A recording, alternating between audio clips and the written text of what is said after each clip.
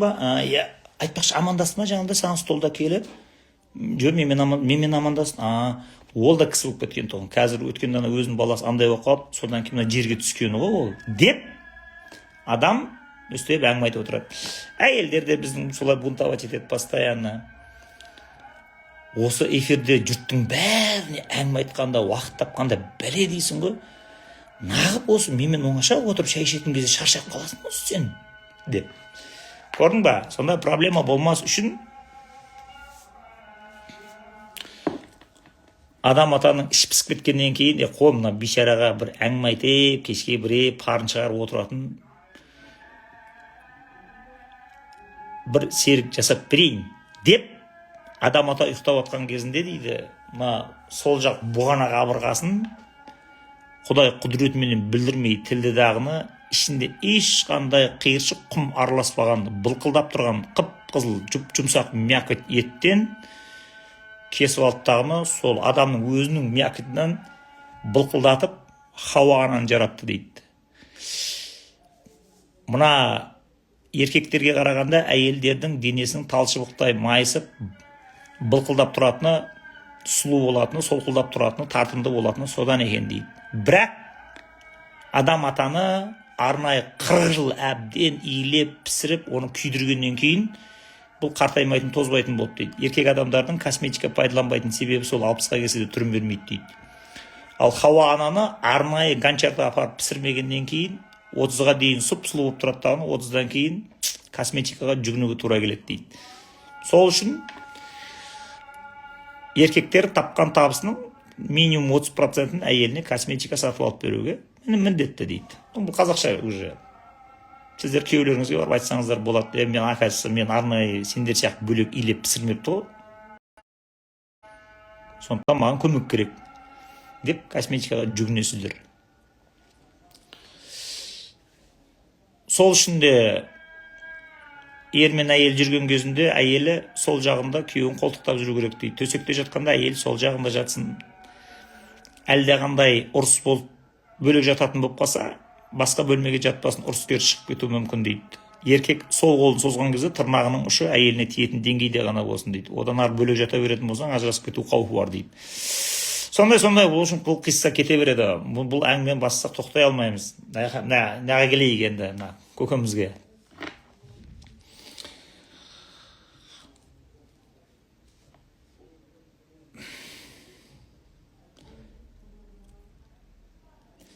Яғни адам жұбының бұған дейін проматерия күйінде нәп-нәзік болып жарқырап, бір ғана бейнеде тұрған болмысы экстериоризацияға ұшырады дейді. Экстериоризация, Құдай асама.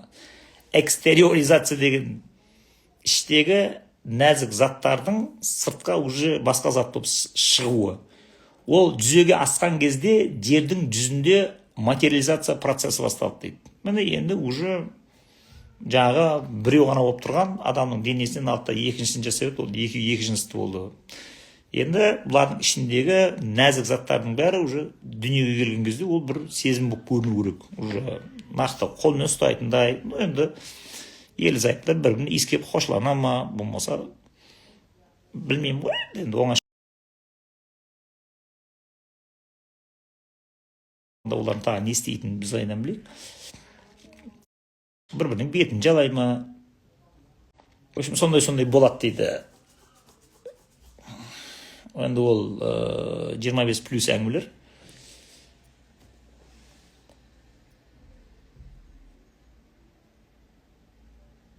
Осылайша адам болмысы сезімдерге ілінетіндей күйге еніп, кристалданып, ауыр, бұлыңғыр, түбі өліп тынатын материяға айналады дейді. Енді біз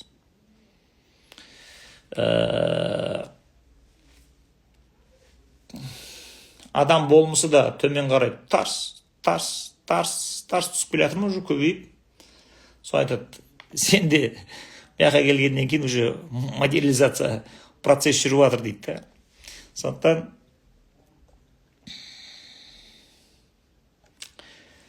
түбі өліп тынатын материяға айналамыз. Барлық космогенді процесс, статик режим адамда да байқалады дейді. Бізде материядан жасалғанбыз дейді. Уже космос әлемнің бәрі мына жерде материяға айналып қатып қалса дейді, статик болып дейді. Онда ол адамда да болу керек қой дейді. Өйткені космос макрокосмос, адам микрокосмос. Енді екеуінде ұқсастық болу керек емес па дейді. Так, енді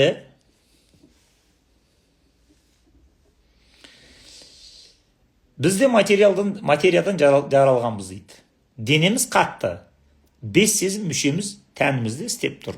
Енді біз денеге түскеннен кейін 5 сезім мүшесіне тәуелді болып шектеуге түстік мысалға. Уже бір-бірімізді бар екенімізді білдіріп, не қылған кезде біз ұстаймыз, сипаймыз, сүйеміз, иіскейміз, сондай заттар кетті. Так. Бірақ сөйте тұра біздің болмыстың өзегінде бір мезетте шексіз жалындап тұрған және шексіз тыныштық халінде сезім үсті және трансцендентті реал және бар дейді. Мына уже кульминациясы болды. Бізді материяға қалай айналғанымызды, балшық тәнге қалай тәуелді болғанымызды бәрін протоматериядан төмен қарай түсіріп алып келді. Тақ еткізіп бізді қазір кірпіштәнге айналдырды. Түбі сен кірпіштән ретінде өлесің деп оны дәлелдеді. Біз мойындадық, біз түбі өлеміз. Енді тек дұрыс өлудің, жарықпен өлудің қамын жасайық деп бұл бізді көндірді, сындырды. Бірақ бұл материяны дәлелдеп тұрды, тоқтай тұрыңдар деді. Сендерден бір нәрсені назардан шығармаңдар деді. Бірақ сөйте тұра біздің болмыстың өзегінде дейді, адамның жан дүниесінің өзегінде бір мезетте шексіз жалындап тұрған дейді. Адамның ішінде сондай энергия, кәдімгі фонтан сияқты атқылап тұр дейді. Және шексіз тыныштық халі де бар дейді. Екеуі бір уақытта бола береді дейді. Біреуі жаңағыдай тура жолда қайғы тұрмас, шат болайын бері, қайғы рахат бәрібір бас, ешбірінде жоқ тұра, келсе бейнет, келді кетті, болса уайым бол дүние, ақ жолынан бұрма бетті, бас мығызда мықтырақ деп, қандай соққы болып жатса да, қандай қайғы қасірет трагедия болып жатса да, бәрібір тып-тыныш сол болған оқыс оқиғалардың жетегінде кетіп қалмайтын, адамның ішінде бәрі стабильный бір тыныштық бар дейді. Бұның бәрі иллюзия бар, қазір көрсетемін сендерге деген. Және соған қарсы күресіп кете беретін, парылап жанып тұрған энергиясы екеуі одновременно бір зат дейді ішінде. Бір жағы тып-тыныш, бірақ мына жағы парылап жанып жатыр ол дейді адамның ішінде. Адам таным деген осындай болады. Ғалым деген адамды танытқан кезде өсіп танытса, не сендердің мына жеріңізде чакра бар, мына жеріңізде макро бар, мына жеріңізде бедный мышление бар, мына жерде богатый мышление бар, мына бүйтіп қалса сөйтіп қалады, мына бүйтіп қалса бүйтіп қалады. Сізде травма бар, бізде андай бар. Сол 300 мыңға сатып алып, бүйтіп отырып тыңдап, ойбай, қойшы. Сендерге эфир беріп отқан менде еш жоқ. Бәрін қосақтап қою керек еді, сол нумерология. Репетиция жасаймын, жасамаймын. Жасайық па? Бір 20 минут не қылсаңдаршы? Біраз бола ма? Бір 20 минут бар.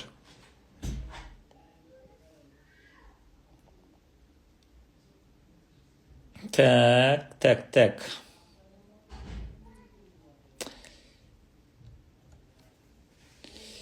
Так, енді сөйте тұра біздің болмыстың өзегінде бір мезетте шексіз жалындап тұрған және шексіз тыныштық халінде сезімісті және трансцендентті реал бар деді. Сөйтіп тұрып біз уже бұл жерде тағы бір деңгей бар екен. Ойба, 300 мың ең арзан, одан жағар 2 миллион дейді. Алла.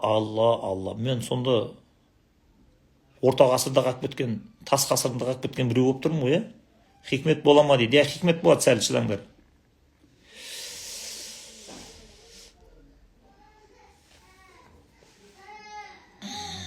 Қой, мен тыңдай алмайды екем. Не ол? Қандай кітап? Автор кім екен білмесем, сау болыңыздар. Жақсы сәлем айт. Танитындарға, танымайтындарға. Бір досым 45 миллион теңгеге сатып алып оқып келген жарым дейді. Блин.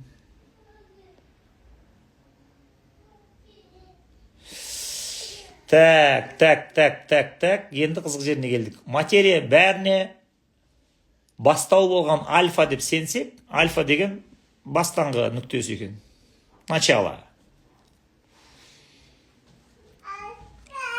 Шыға тұрыңдар, сен бұл заттарыңды алда ұшыңдар жерден.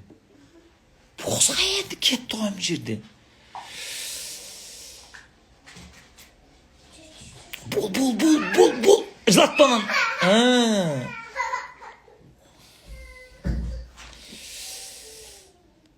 Так. Қақа кеттік біз. Материя бәріне бастау болған альфа деп сенсек дейді. Дүниенің тіршіліктің басталуына бірінші начало, алғашқы әуелгі нүкте альфа. Альфа нүктесі материя деп алсақ дейді. Сындырады ананы. Онда денеміз жанымыздың бастауы есептеледі дейді. Онда мына материя денеміз жанның, көңілдің бастауы сол болып шығады онда дейді. Олай болса, біздің эгомыздың, интеллектіміздің, ой санамыздың түп бастауы біздің сүйектеріміз бен бұлшықеттерімізде жатыр дейді. Себебі материя бастады ғой дейді. Онда адамның толқып тұрған көңілі, асқақ армандары, бір ғайыптағы бір ақиқатты сағынып тұратын, әрбір әділдікті, әділ шешімді көрген кезде, қарақылды біреу қақ жарған кезде, болмаса видеоны көріп отырып, кейбір аңдардың басқа бір аңдарға мейір махаббат қылғаны, болмаса кейбір адамдардың біреуді барып құтқарып өзі өліп кеткен сәттерін көрген кезде біздің тебіреніп шайқатылатын көңіліміз бар емес па? Пәк. Сол көңіл, сол ой сана, сол интеллект, сол әділдікті тілеп тұратын, бір ғайыптағы бір ақиқатты аңсап тұратын көңіліміздің бастауы қайда онда десек дейді, онда ол ет пен сүйектен шықты деп айтыңдар онда дейді. Соған біреу сене ме енді дейді, материядан дейді, бұлшық ет пен сүйектің ішінен біреу сағынатын, әділдікті аңсайтын, ақиқатты аңсайтын сондай көңіл, интеллект шыға ма енді дейді.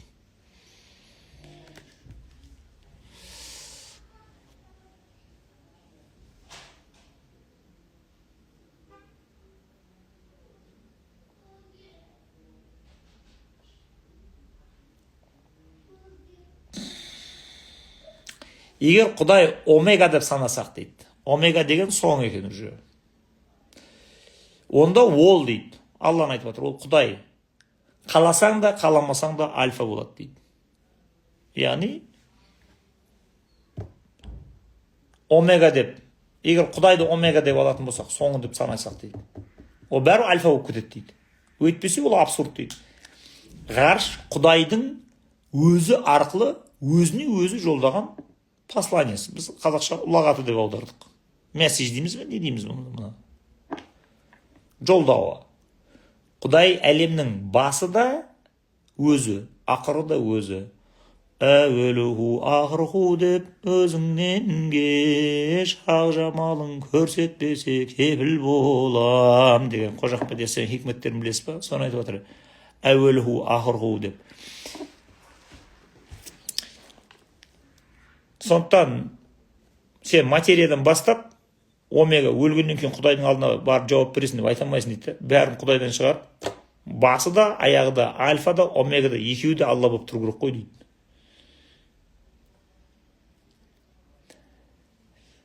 Так, эманация да болады дейді. Бірақ үздіксіз ағып тасып тұрмайды. Яғни болмысы төмен қарай тарс етіп тасып, уже ағып басқа бітіп көбейген кезінде дейді. Біз кімдер сияқты, гректер сияқты бұл үздіксіз жүріп жатқан процесс деп есептейміз. Бұл секірістермен болады деп есептейміз дейді. Так. Бірақ үздіксіз ағып тасып тұрмайды. Ол үзік болып тасиды. Яғни болмыстың бір күйден бір күйге ауысып жатқаны бір-біріне жалғасып жатқан жоқ дейді. Үзікпен скачокпен секіреді дейді. Не үшін бұлай жасап жатырық дейді. Құдай тым трансцендентті сипатта болғандықтан және реалдың арасы өлшеуге келмейтін деңгейде қашық дейді. Яғни Алланың әу баста бүкіл осы барлық әлемнің түзілуіне, дүниенің бар болып жарыққа шығуына себепкер болған Алланың заты бар емес па дейді. Ол тым трансцендентті, ол тым құпия, біз вообще бара алмаймыз ол жақта. Не болып жатқанын білмейміз. Біз тек одан бөлініп, шағылысып отражение болып келген о 4-ші ме, 7-ші ме, 5-ші ме, 9-ші ме төменгі дүние деп аталатын ең төменгі сатысында тұрмыз дейді.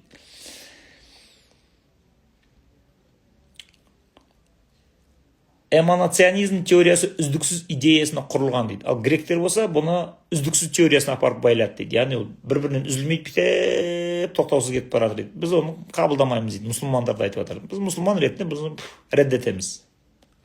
Теріс дейміз былайша айтқанда. Егер ол дейді, болмыс Құдайды айтып жатыр. Үздіксіз тасып шыққан болса, яғни құпиялықтан жариялыққа қарай шыққан кезінде ол үздіксіз арасында ешқандай правил жоқ болатын болса, Құдайдың затының құпия бірлігі бұзылады. Бұл дүниеге Құдайдың өзі деген адасу басталады. Бұл дүние уже Құдайдың өзі деп уже Индия сөйтіп құрды деп отыр. Алдыдағыны үздіксіз арасында үзіліс жоқ, шағылыс жоқ, ешқандай отражение емес, тіке өзінен жерге осылай келгеннен кейін онда сен маймылды да Құдай дейсің, сиырды да Құдай дейсің, кобраны да Құдай дейсің, тараканды да Құдай дейсің, бәрін жыбырлаған, қыбырлаған не бар, соның бәрін пұт жасап, үйің бәрін айландырып тастайсың. Сондықтан ондай зат болмау керек. Міндетті түрде бізге көрініп білініп тұрған заттың бәрі бұл тек үзіліп шағылыс түрінде келген, тәжелли. Яғни бұның бәрі как раз таки бұл реал емес, бұл иллюзия есептелу керек бізге. Так, көзге көрініп тұрған ғаламның өзі жеме-жемге келгенде өзінің соңғы нүктесіне барып тоқтайды бұл бәрібір дейді. Мына біздің төбеде космосқа қарап таң қаламыз ғой дейді. Бұл ғалам құпияға толы бір орталықтан жарылды да жан-жаққа жұлдыз болып тарады дейді. Я дұрыс. Big Bang осыдан 14-17 миллиард жыл бұрын өзінен өзі тұрып тұрған бір нүктеде жарылып кетті. Жарайды, мақұл жарылсын дейік. Бұл ғалам құпияға толы бір орталықтан жарылды да жан-жаққа жұлдыз болып тарады.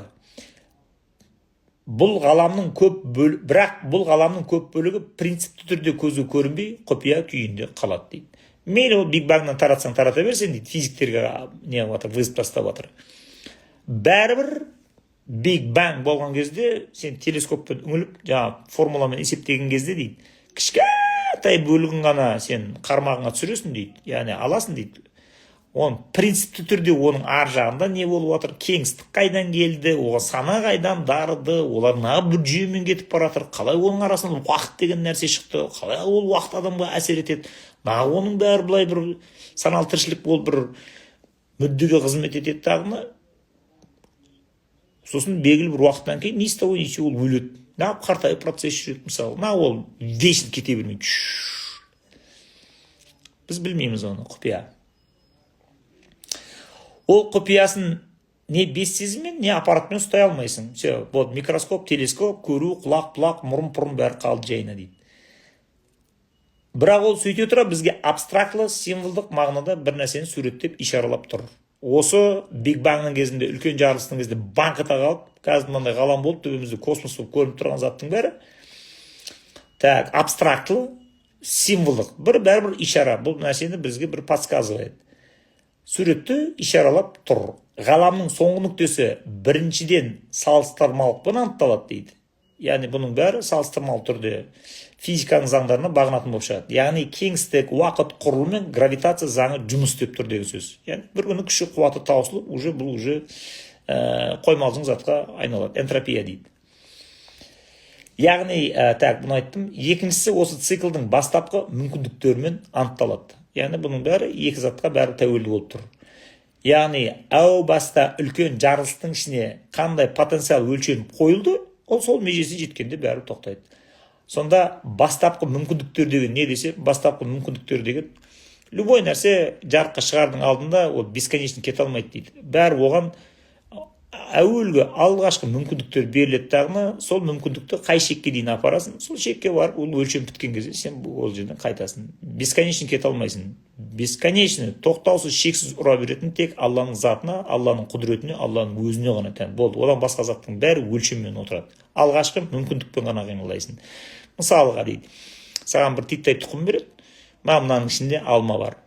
Сен алғашқы мүмкіндік оның алма болып гүлдеуіне, алма болып бүршік жаруына, алма болып жеміс беруіне мүмкіндіктердің бәрі алдын ала мүмкіндік ретінде берілген. Ол алманы қалай баптап